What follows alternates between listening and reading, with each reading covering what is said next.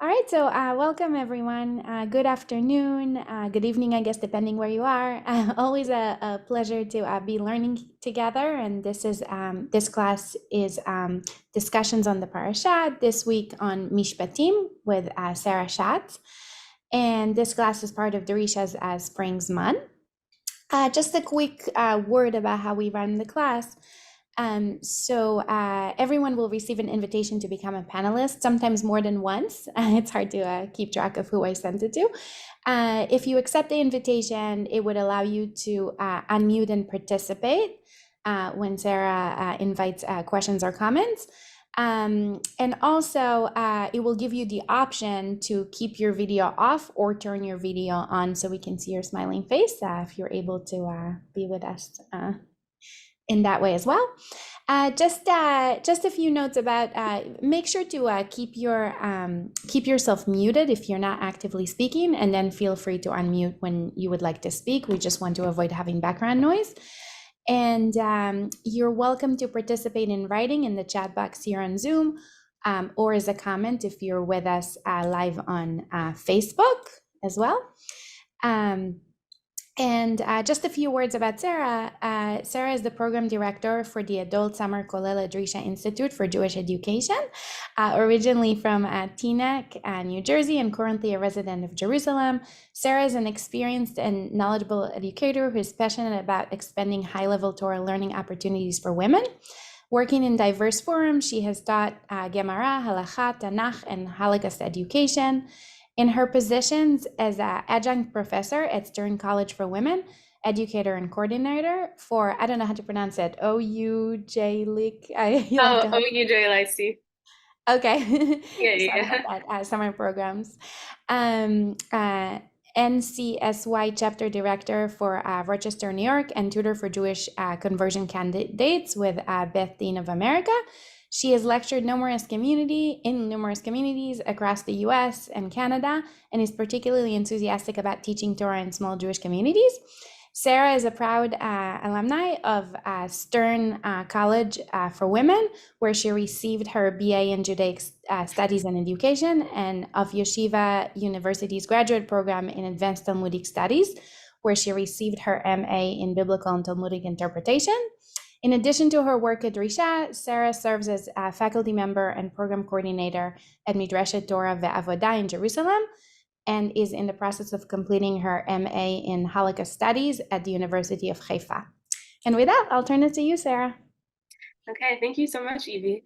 It's so nice to meet you guys, and I'm so happy to be able to get the opportunity to teach in Drisha.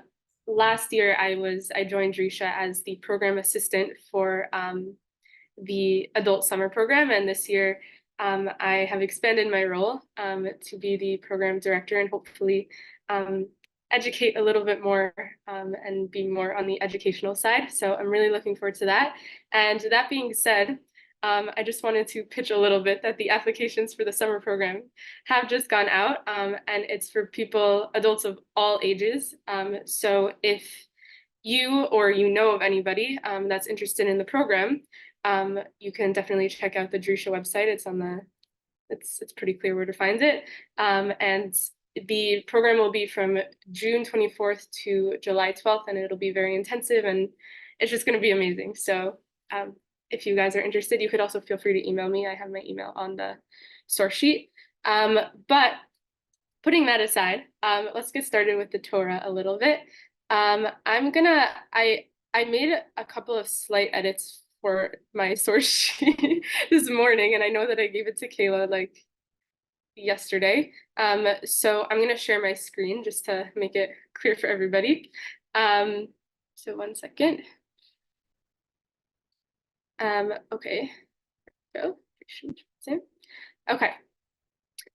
So today I wanted to discuss a interesting halacha that takes place in this week's Parsha, in Parsha Mishpatim. And it's actually interesting because in Parsha Mishpatim, we are meant to be sort of having this, I guess, juxtaposition from receiving the Torah at Mount Sinai last week in Parsha Yitro. And now we're supposed to be receiving everyday, day-to-day laws that are supposed to show civil law and humanity and just, how the Jewish people believe in tzedek, tzedek tirdof, justice, justice shall you pursue.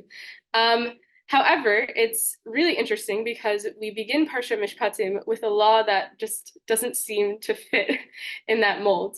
And that is the law of Eved Ivri, the indentured servant. And the reason why I wanted to discuss this law specifically today is because, as Evie mentioned, I'm getting a master's in Holocaust studies. And last week, I actually was writing a paper specifically about Jews in forced labor camps during the Holocaust. And I was looking through the Parsha this week and I was like, wow, there are very similar things going on to sort of what happens during the times of the Holocaust. And it just doesn't seem to fit so well with what Judaism is supposed to look like. And I think specifically in this day and age, it's important to be able to understand and comprehend why Judaism brings these different laws. So that being said, I really, really encourage participation in this because this is a very sensitive topic, especially in Western culture in the 21st century. So I would love to have discussion on this with the sources that I bring. And hopefully at the end of this, we can understand why Judaism brings in this specific law of the indentured servant, the Eved Ivri. So with that, let's get started with source one. So in source one, this is the beginning of our Parsha, Parshat Mishpatim. And we see that the pasuk says, "V'elem hamishpatim asher tasim lifnehem." These are the rules that you should set before them. So the word mishpat also generally means like it comes from the word shofet, which means a judge. So literally in court, like it means like the civil law, and it shows that this is what we are going to be learning right now. That we're going to be learning how to deal with civil law and human rights and everything. But then immediately afterwards it says, Ki tikne eved ivri shesh shanim yavod ubeshvi yitzei lechofshi chinam. So it says that you are able to acquire a eved ivri, a Jewish servant, slave. It's unclear how to say it. We were called avadim in Mitzrayim and we were slaves in Egypt. So it's the same type of thing. But it specifically says that he only serves for 6 years, and on the 7th year, he will be allowed to go free. So just based off of this, it sort of shows a huge difference between general slavery and in this what this is supposed to be. I'm just curious, does anybody have an idea of what the difference might be between general slavery and this?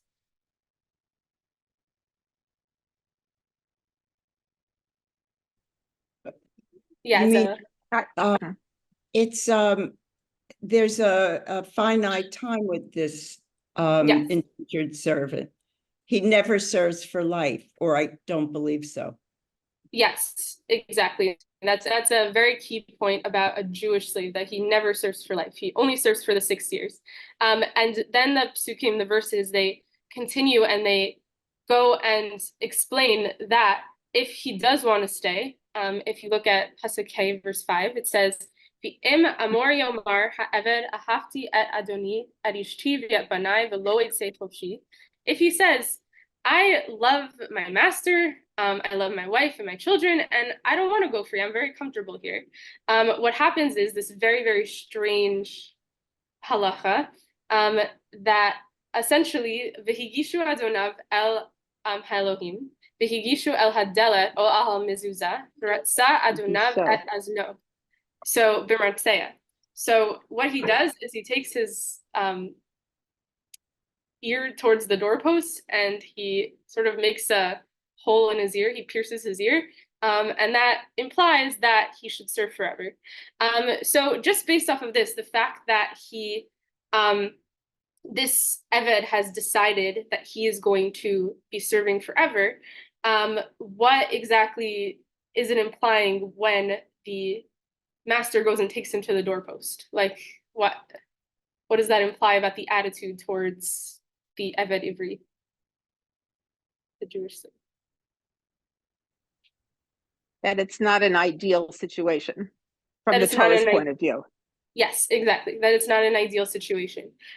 So we see, yeah.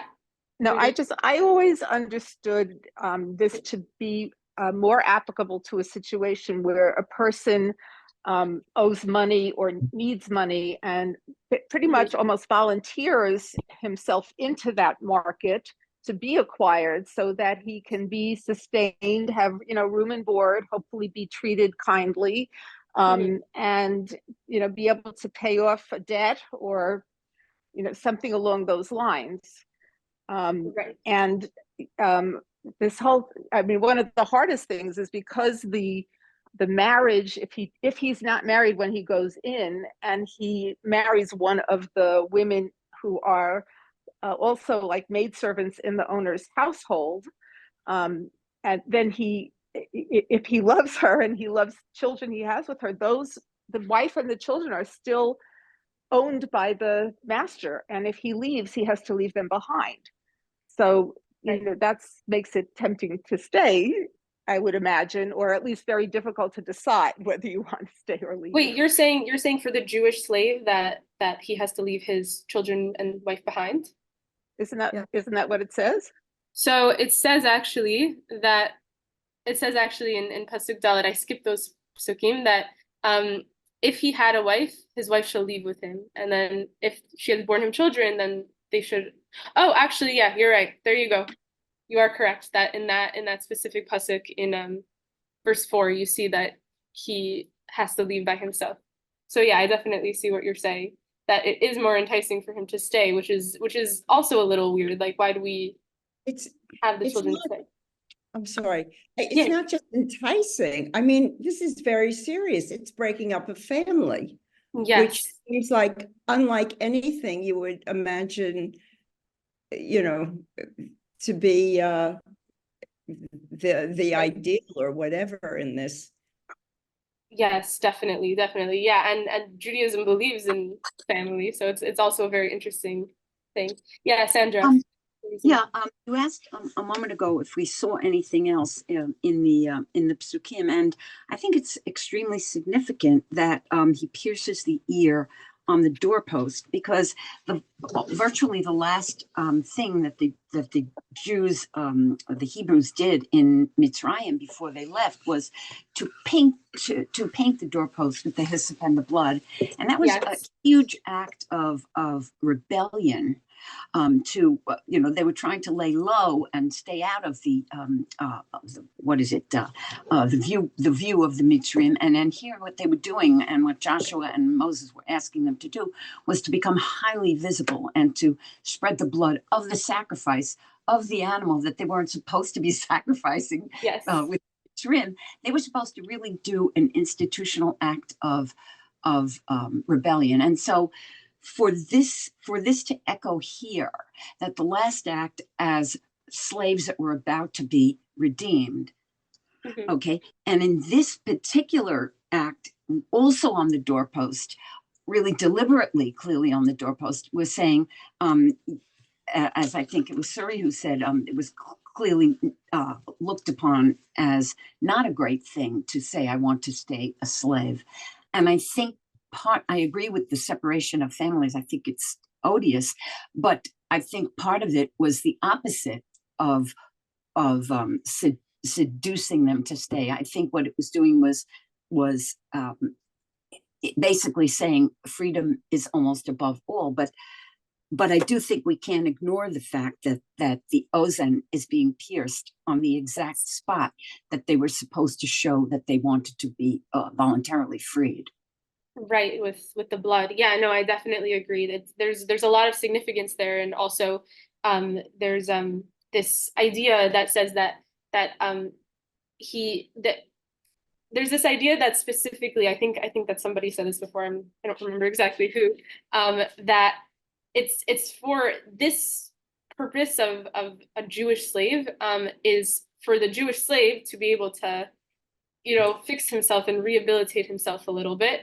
Because he stole money, or he did something bad or something like that. And because his ears didn't hear at Mount Sinai, Lo tignov, do not steal, Now we have to remind him that because you didn't listen, this is what happens to you.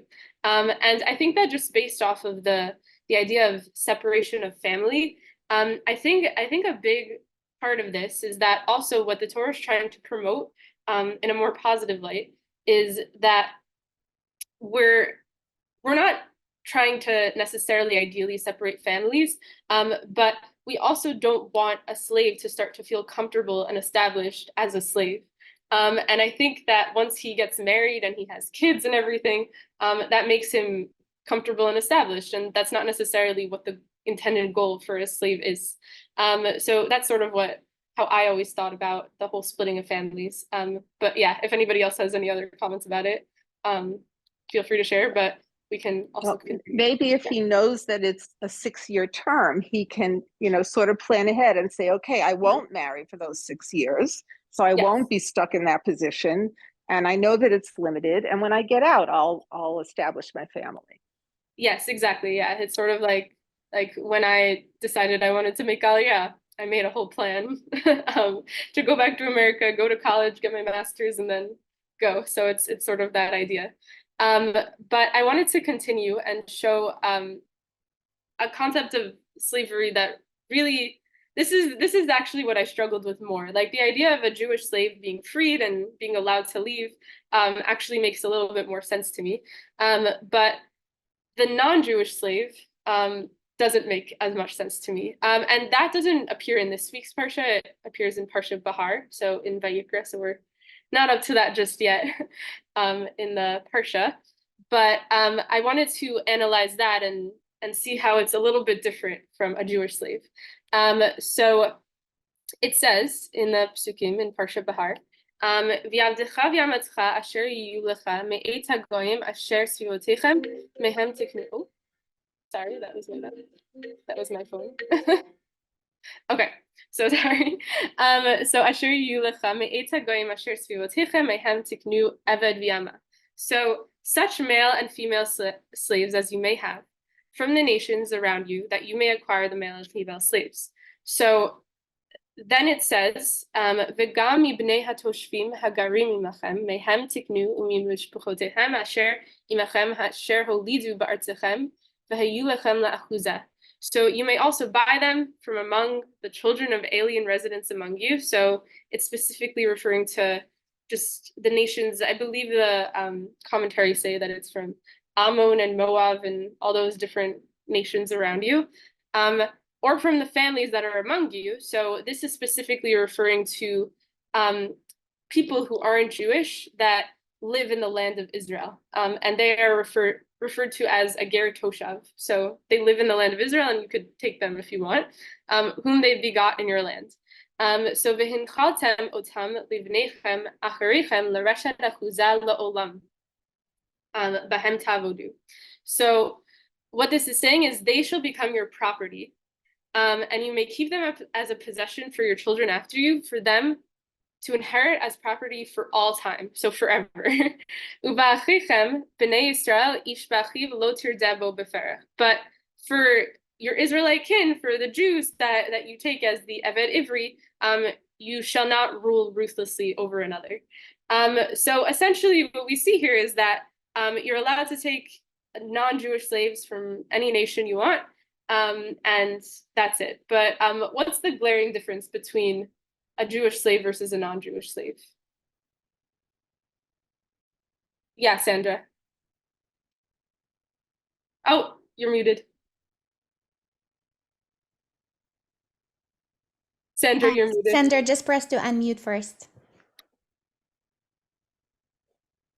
Still muted. Still muted, Sandra. There you go. All right, thank you. So sorry. I guess it's achuzah le'olam for the non-Jewish slave, and it's inherited property, which is talk about odious. And then there's the achuzah. It's not an achuzah; it's a 6-year term limit. Yeah. So that's the big thing. That first of all, it sort of makes it sound like they're your property, and also the big thing is L'olam b'hem tavodu, that they will serve for you forever if you want them to. So I guess why do you? Oh, Sorry, what about rule ruthlessly? Yeah.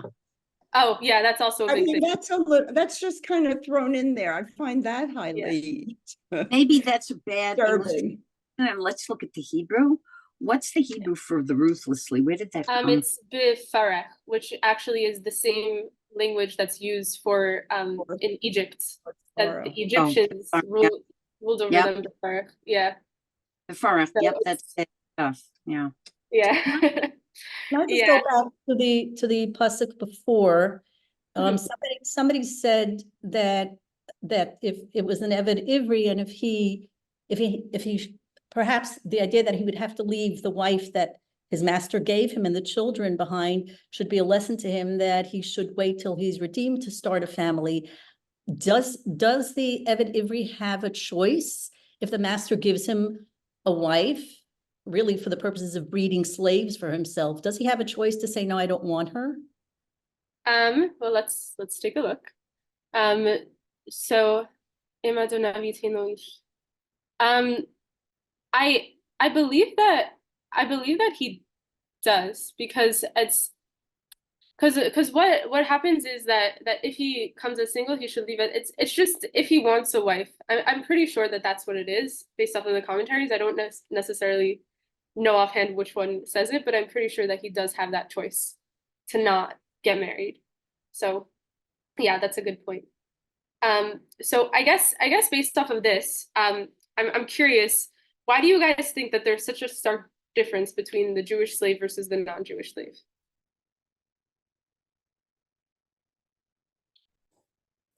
Sandra, just make sure to unmute each time before you speak. Yeah. Thank you. You're asking why do we think this discrepancy was allowed? Why was it particularly? Yeah, why does it exist? I mean, well,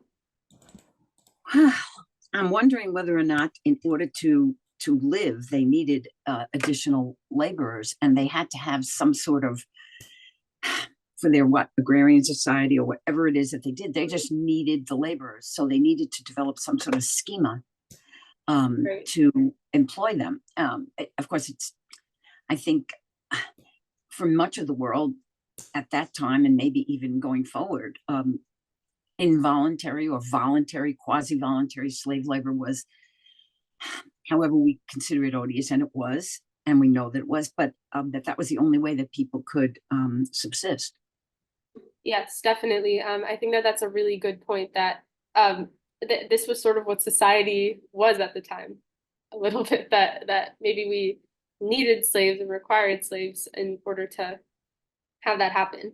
But based off of that point, I wanted to look at the next two sources real quick, just about just practically how Jewish society treated their non-Jewish slaves. And it's a little bit confusing, and the sources are a little bit disturbing depending how you look at it. But I wanted to go through it just before we get into maybe the reasons as to why this exists and what we should ideally have slavery look like, I guess, in Judaism, if it should exist. We should look at how it actually practically came about. So first we're going to take a look at this source in Gittin. The Bavli, the Talmud, says in Gittin, Amar Rav Yehuda, Amar Shmuel, Kol hamishachrer avdo over ba'aseh. So Rav Yehuda says that Shmuel says that anyone who emancipates his slave violates a positive mitzvah. Shenemar lo'olam bahem tavodu. Like it says, you shall take your bondman forever. Like we just saw in this whole thing, lo'olam bahem tavodu. That's where the source comes from.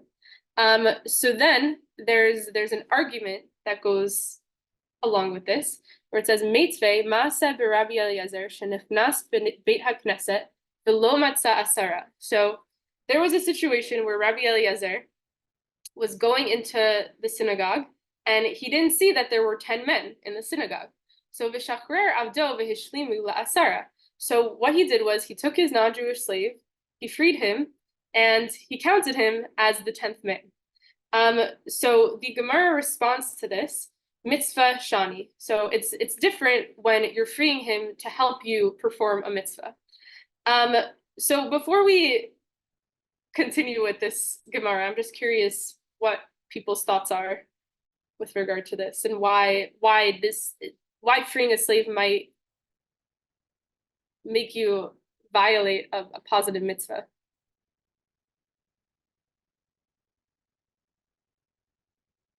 It's okay also if you have nothing to say about this, because it doesn't necessarily fit in with 21st century culture.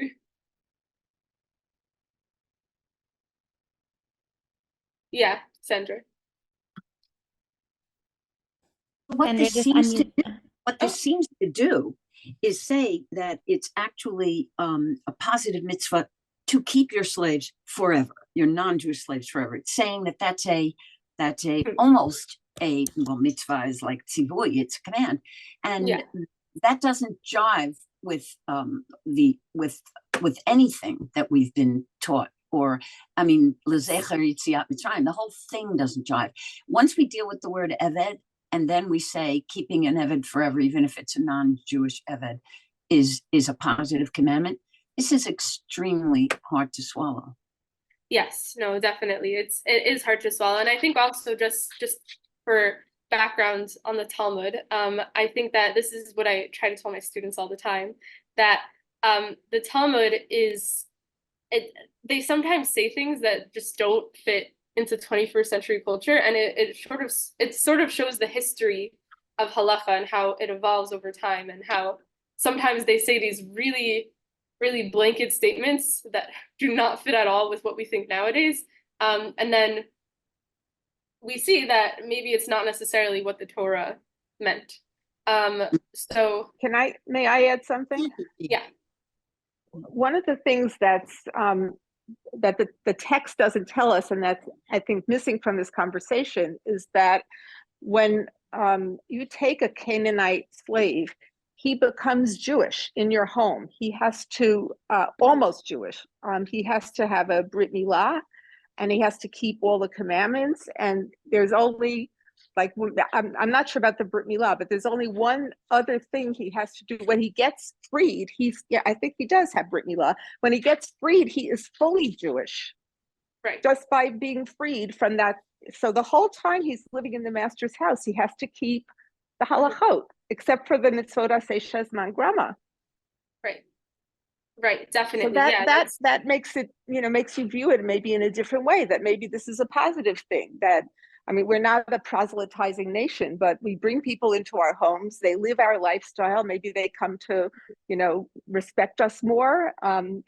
And if he's freed, he becomes a full Jew. He can marry a Jew.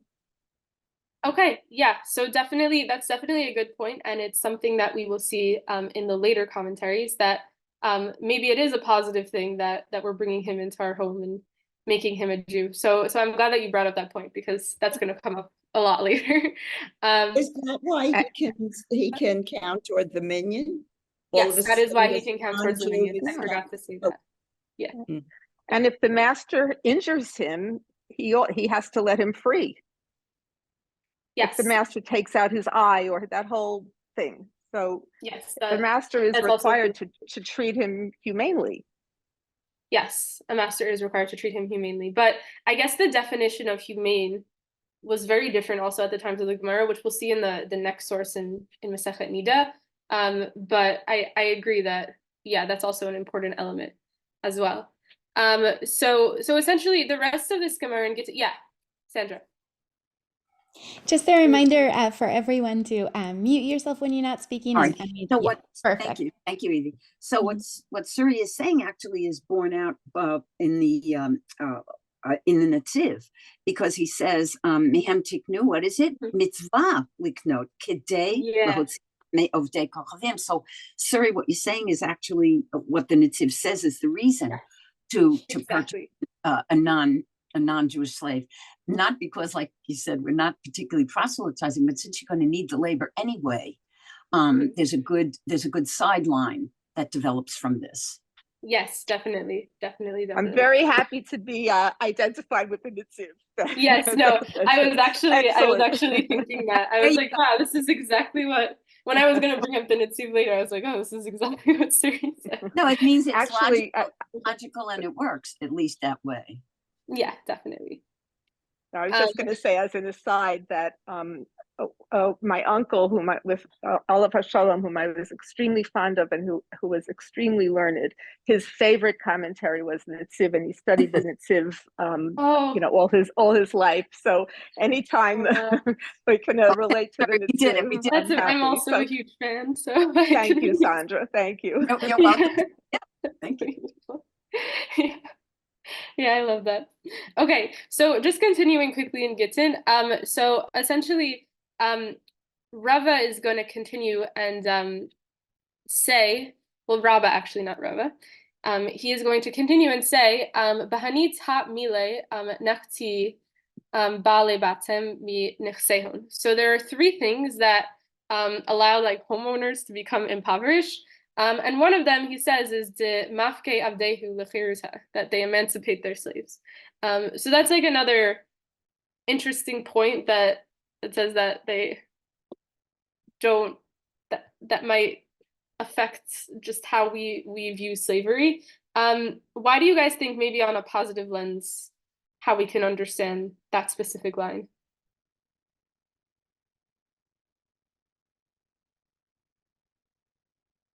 Yeah, Sandra. I'm not. I'm sorry. No, I'm just not sure I understood you- who's impoverished in your question. So Who's the the Gemara homeowner, referring to? the Jewish homeowner will become impoverished if they emancipate their slaves. So what I was thinking was, if that, in fact, that's true, then you should not, because you then could become the burden. You then could be the one that becomes the burden on society. Mhm. And then we go right back to the Shmot Mishpatim with the Eved Ivri, and then the cycle would start that way again. So if you're the one who's impoverished, and then you have to indenture yourself to pay your debt, then you're starting the cycle all over again from that side. So what I think what they're trying to encourage is prosperity rather than going on pushing yourself back into the cycle of becoming an Eved. Interesting. Okay, yeah, and that's interesting because I was actually reading this article the other day about the Jews of Galicia in the 1800s, and the Hasidim and the Haskalah movement, they both had very different opinions of how to deal with the economy. And the Hasidim believe that you should just constantly give charity, even if it means that you'll be very poor. While the Haskalah movement said, like, no, we shouldn't give charity to the poor because that'll just make them lazier. We should encourage them to work and everything. So it's interesting that you were saying, yeah, that whole thing, because that comes up a lot, I feel like, in Judaism. So okay, just to continue, in this source in Masechet Nida, I believe in the original source sheet that I sent, this is a lot later. I think it's like source 9 or 10, but I decided to bring it earlier this morning. So this source discusses how we can understand when a woman has gone through puberty. And essentially it goes through different conversations. But Shmuel, he decided that in order to figure out how a woman has matured, he should look at his maidservant, his non-Jewish female slave. So what happens is Shmuel badak be'emata, so he checked the stages in his Kanani maidservant and his non-Jewish maidservant. Ve'yahav le, daleduze, Dame Bushta, sorry. So he gave her 4 coins as a payment for her humiliation. So this makes sense according to Shmuel. Shmuel Lataime, the Amar Shmuel le'olam bahem tavodu li'avodah nitatim v'lo lebusha. So Shmuel says that when it says the pasuk li'olam bahem tavodu, that they shall work forever, it's in order for them to work and not to humiliate them.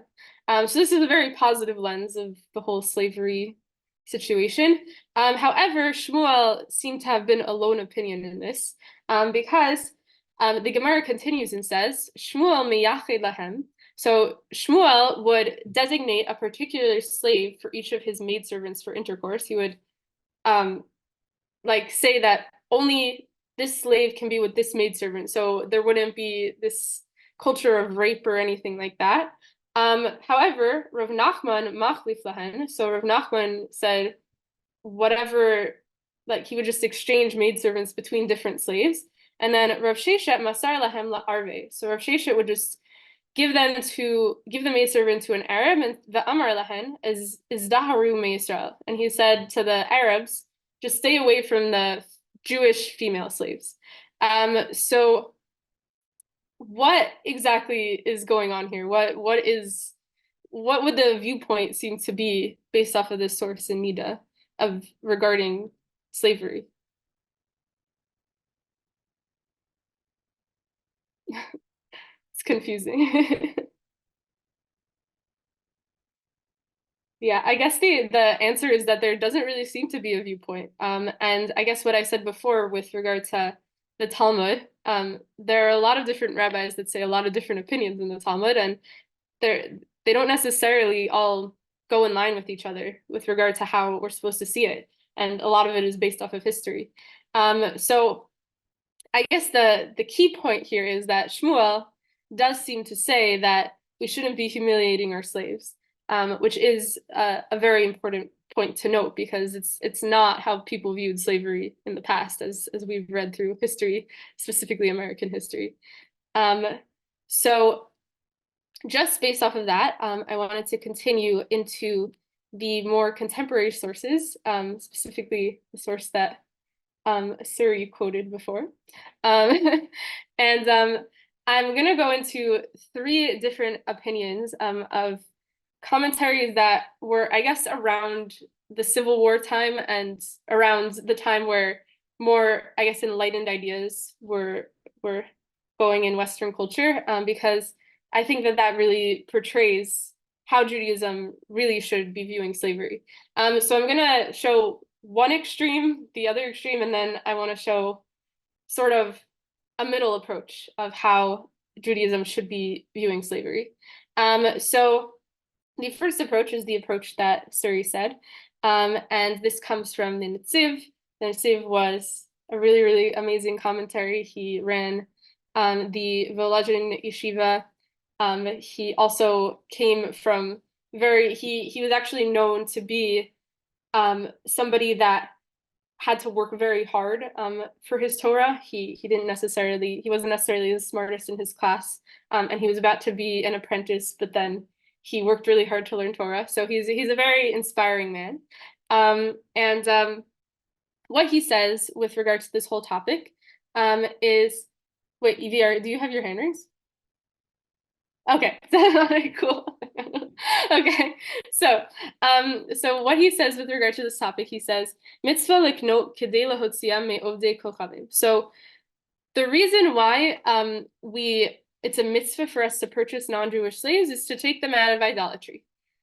So with regard to this, I know that Suri was saying that this might be a good thing, and she sort of put a positive spin on it, but I'm curious if anybody has any other thoughts with regard to this, and if this seems to be in line with the Jewish philosophy in general, and about how we convert people and everything.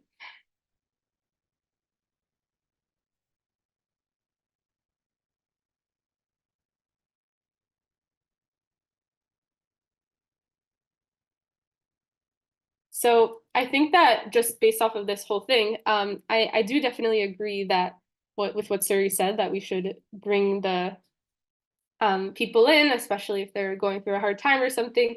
But we also don't necessarily convert people so lightly.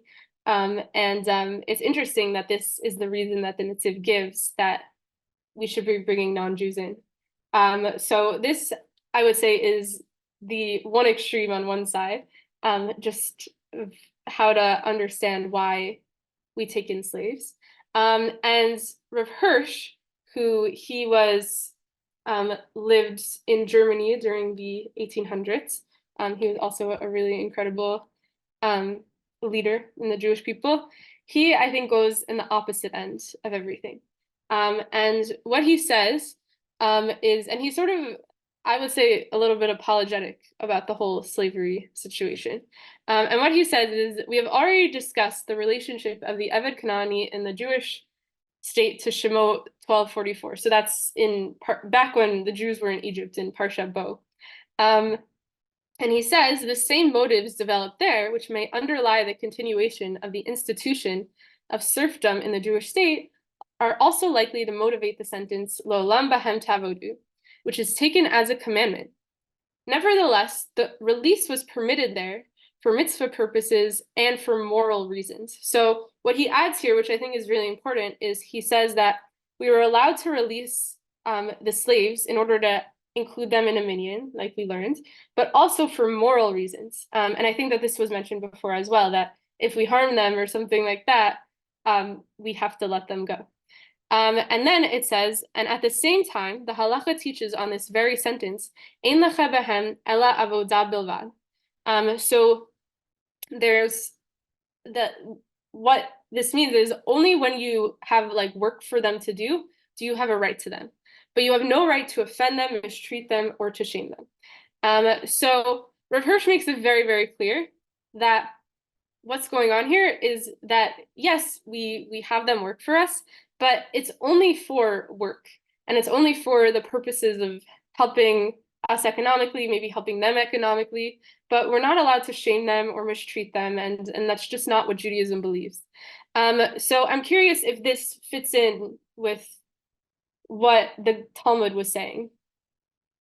If anybody has any thoughts about contrasting this to the Talmud and what we saw in those sources.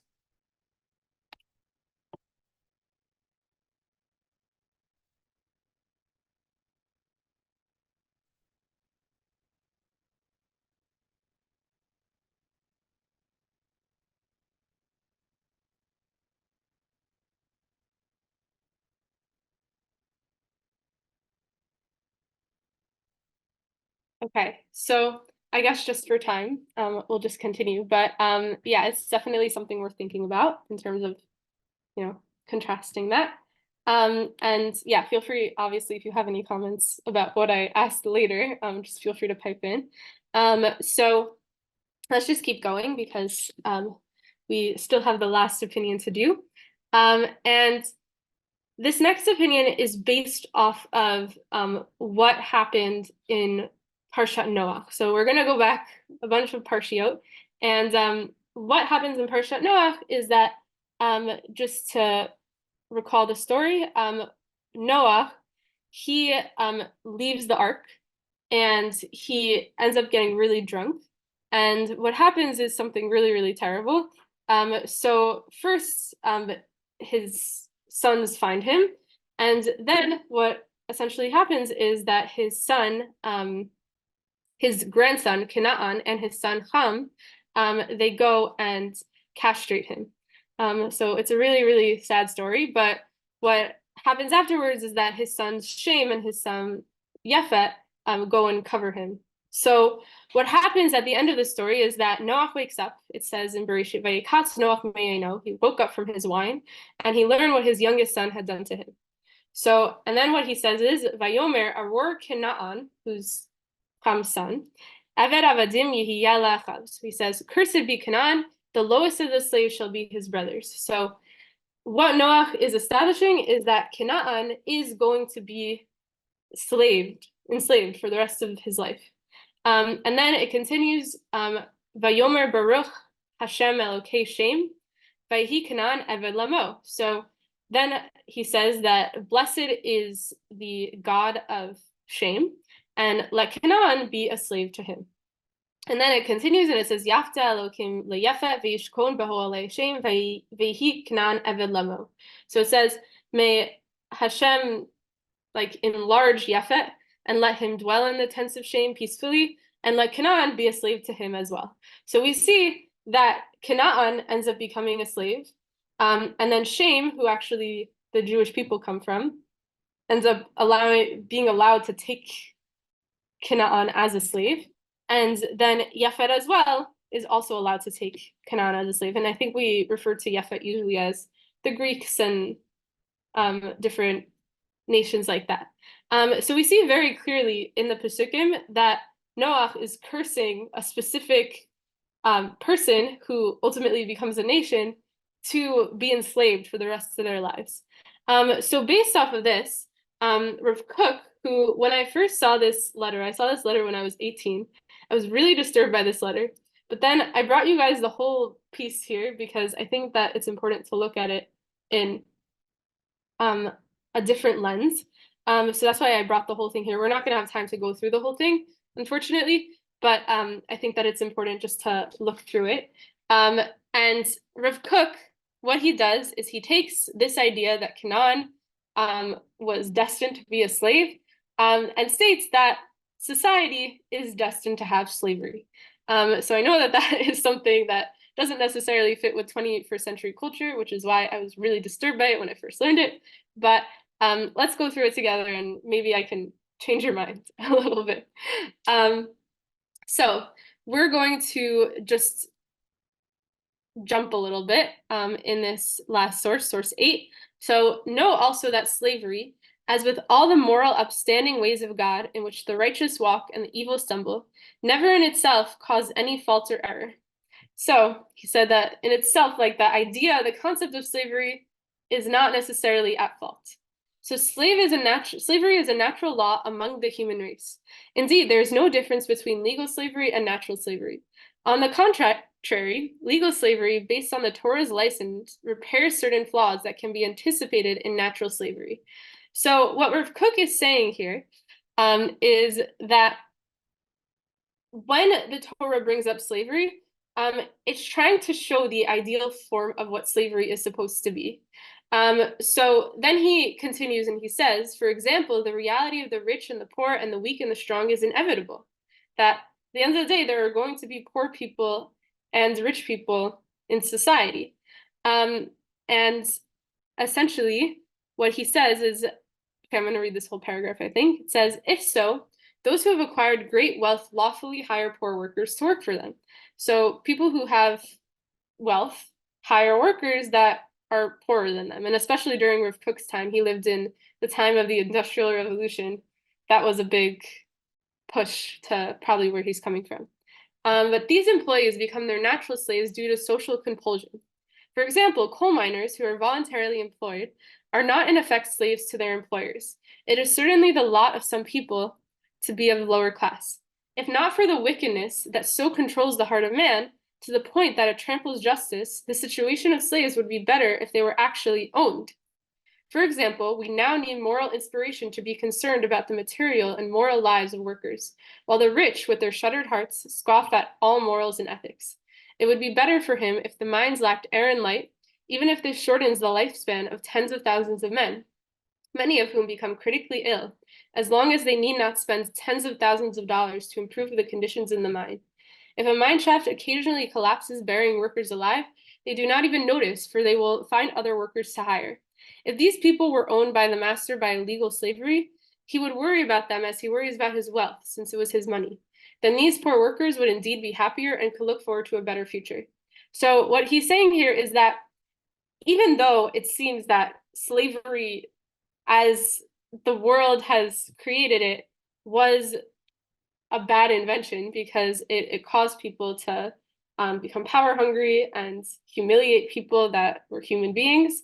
It wasn't supposed to be like that. And in a way, it would have been more ideal to have someone enter somebody else's home, sort of like what Suri was saying before, and be taken care of. And just based off of that, I wanted to just quickly go jump to sources 9 and 10, where the Sforno, he's also a commentary on the Torah from medieval times, he goes and says that the only times that these Mishpatim, these laws that are listed in this Parashah, happen is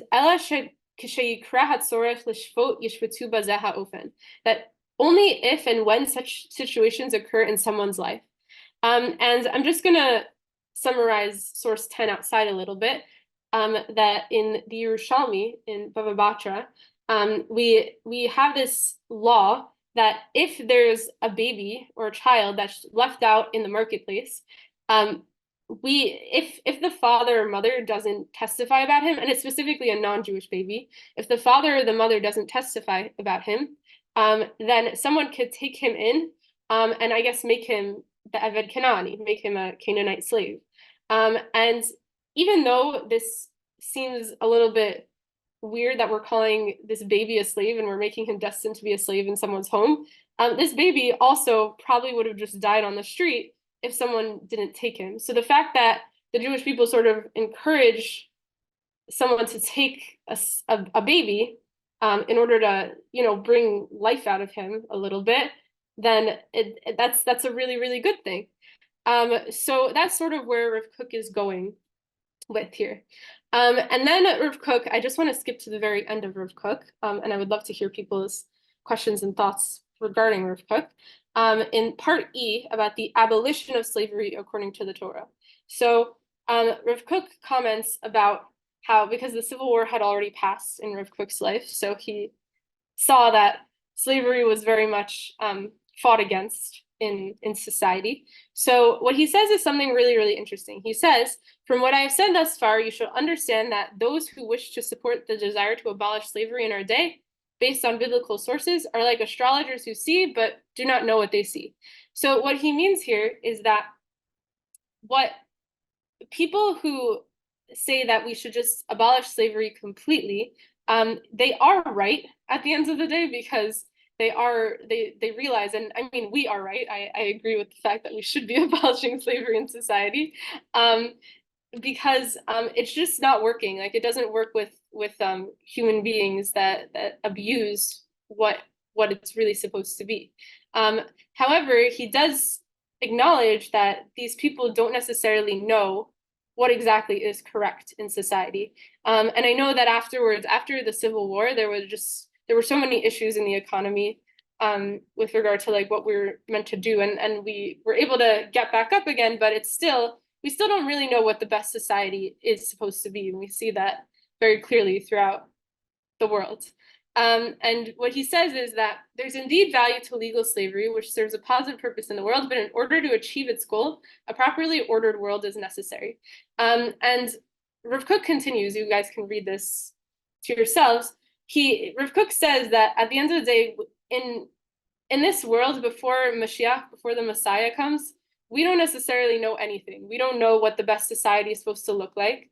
And therefore, we should just sort of take what the Torah says and think like, okay, maybe there might be a little bit of value to this. And I definitely think about this a lot with regard to what's happening in the world today, what happened during the Holocaust and everything, that at the end of the day, there are societies, especially in China right now with the Uyghurs and forced labor and everything, that they're taking people and they're not necessarily treating them in the right way. But Judaism sort of views this and sort of makes a positive twist on it, and makes it give us the ability to bring people into our homes, and that are poor and might not necessarily be in the best situation, and give them something to live for and purpose a little bit. So that's sort of where Rav Kook is going with it. But based off of that, I'm just curious if anybody has any thoughts, if they like Rav Kook, if they don't like Rav Kook. I remember in the beginning I was really disturbed by what he said, but I'm just curious if anybody has any thoughts.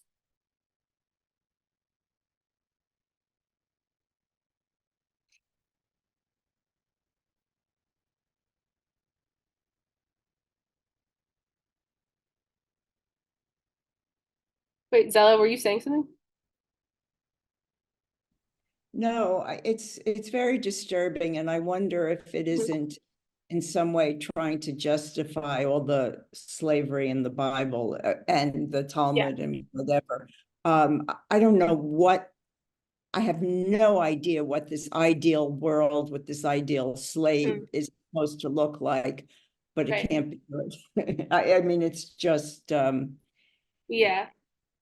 taking care of people and helping them get on their feet is one thing. Slavery is a very different thing. No, I definitely agree. And I think that the biggest thing that we can probably learn from Rav Kook is that, like, we just don't really know why God put this in, and I think that that's a big thing about Torah in general, that like sometimes we just don't really know why a certain law existed how it did. And at the end of the day, we can just strive to be the good people that we are. But it's, you know, like we do sort of have a bit of, I guess, a dark side too, in a way.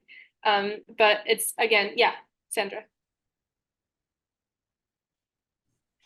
Maybe what we're dealing with here is, especially when he brings in the mining situation, maybe we're dealing with partly semantics. I mean, why do we have to call them avadim? I mean, basically, if you have employer and employees, and also if you have trade unions, then you've got a situation which is necessary, is employment related. You need it in order to fuel the engine of the economy. But this person draws wages, goes home at night, comes back the next day, and gives a valuable day's work for presumably a fair day's pay. In other words, why does he confuse employment with avdut? In other words, in his construct, is all employment avdut? If you're not wealthy, then in other words, is it a binary situation? You're either a slave or you're a wealthy slave owner. So I think there's a confusion within Rav Kook's construct that he brings himself, and I'm surprised because he's quite a smart, perhaps brilliant man. But I think he was dealing with a situation that we see clearly now, 150 years later. But they may not have. There really is. It is not only binary. It is not just wealthy people on one end and Mitzrayim on one end and the Avadim on the other end. I mean, that's clearly not the construct that we ever want to uphold. So I'm troubled when you said what troubles you about Rav Kook. I'm troubled by the fact that they're missing the fact that one can be an employer and an employee. You can have trade unions and you can have a living wage, and that there's a difference between that and avdut. Yeah, I think that based off of that, yes, Rav Kook was a very smart man, but it's interesting because the idea of morality, if there's a morality outside of the Torah, is constantly debated and still debated today. And Rav Kook always believed, and I didn't really bring the sources to show this, but he says this in a lot of his pieces, that morality only exists in the Torah and not outside of it. So what he did was he would constantly try to find ways to defend these specific situations. But there are plenty of other Jewish philosophers that thought otherwise, that thought that there is a morality outside of the Torah, and that's sort of like, at the end of the day, the Torah is correct, but we can also understand the Torah just based off of the morality that fits with us, which is, a natural thing.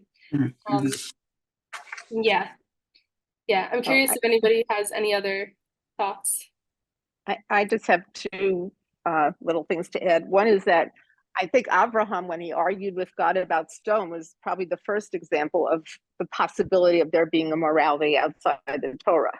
Because obviously Abraham felt there was something wrong with what God was doing. And he said straight out to him, Chalila lecha. So that's just a thought. I wanted to mention, this is my day to talk about my family, but the uncle that I mentioned before had a daughter who unfortunately passed away at a much too young age, but she was a professor of literature, and her PhD thesis, which was published by Bar Ilan University Press as a book, is called Scripturally Enslaved. And one of the things it explores is how both sides during the Civil War tried to co-opt the Bible to justify slavery on the one hand and non-slavery on the other hand. That's so interesting. And there's the one chapter is called Tarring the Garden, the Bible and the Aesthetics of Slavery in Frederick Douglass's narrative. So it's an interesting thing to look at if this topic interests people. Wow. Yeah, no, thank you for bringing that up. That's really interesting, actually. And I think just to quickly conclude, I think that, at the end of the day, there are certain ideas and concepts in the Torah that just don't necessarily always fit with how we think in Western culture today. But the purpose of learning them would be just in order to properly just understand where we come from and the fact that we're also humans. And yes, the Torah was written by God. So obviously he had something in mind, but we don't always necessarily know where these concepts come from. And it's just important just to learn and understand where we come from and how we can just be the best Jews that we can be. So I guess just based off of that, thank you guys so much for allowing me to come and learn with you. This was so much fun. And yeah, if anybody has any questions or interested in the summer kollel, feel free to just email me. And yeah, I hope to learn with you guys again soon. Thank you. Thank you so much, Sarah, and And thank you so much to everyone else who participated today and is always a part of our learning community. And yeah, there's still time to register for more classes in Spring Zman classes. You can find information and sign up at 5784.drisha.org/spring. And thank you again, Sarah. Lehitraot. Bye guys. Have a good